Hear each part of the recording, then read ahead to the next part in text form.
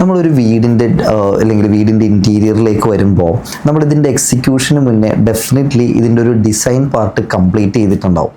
പക്ഷേ മിക്കവാറും കസ്റ്റമർക്ക് ഇതിനകത്തൊരു അബദ്ധം പറ്റുന്നത് എന്താണെന്ന് പറഞ്ഞു കഴിഞ്ഞാൽ ഈ ഡിസൈനിൽ കാണിച്ചിരിക്കുന്ന പല എലമെൻറ്റുകളും ചിലപ്പോൾ നമുക്ക് പുറത്തുനിന്ന് മേടിക്കാൻ കിട്ടി എന്ന് വരില്ല.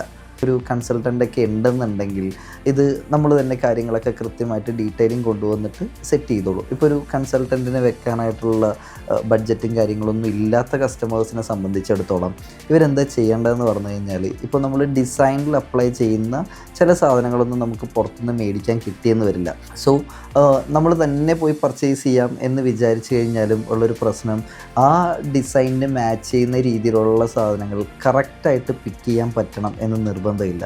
സോ ഇങ്ങനെയുള്ള മെറ്റീരിയൽസ് നമ്മൾ മേടിക്കാൻ പോകും. മെറ്റീരിയൽസ് എന്ന് ഞാൻ ഉദ്ദേശിച്ചത് നമ്മൾ ഈ ഹാങ്ങിങ് ലൈറ്റ്, അതേപോലെ തന്നെ വാൾ പിക്ചേഴ്സ്, പ്ലാന്റുകൾ, ക്യൂരിയോസ്, ഇങ്ങനെയുള്ള സാധനങ്ങളൊക്കെ പർച്ചേസ് ചെയ്യാൻ പോകുമ്പോൾ ഇതിൻ്റെ ഡിസൈൻ ചെയ്ത ആളെ കൂടെ കൊണ്ടുപോകുന്ന എപ്പോഴും നല്ലതായിരിക്കും. അത് ആർക്കിടെക്റ്റ് ആയിക്കോട്ടെ, അല്ലെങ്കിൽ ഒരു ഇൻറ്റീരിയർ ഡിസൈനർ ആയിക്കോട്ടെ, ആരാണോ നമ്മളുടെ വീട് ഡിസൈൻ ചെയ്തത് അവരെ കൂടെ കൊണ്ടുപോയി കഴിഞ്ഞാൽ ഇത് കുറച്ചും കൂടി നല്ല രീതിയിൽ നമുക്ക് പിക്ക് ചെയ്ത് കറക്റ്റായിട്ട് പ്ലേസ് ചെയ്യാൻ പറ്റും.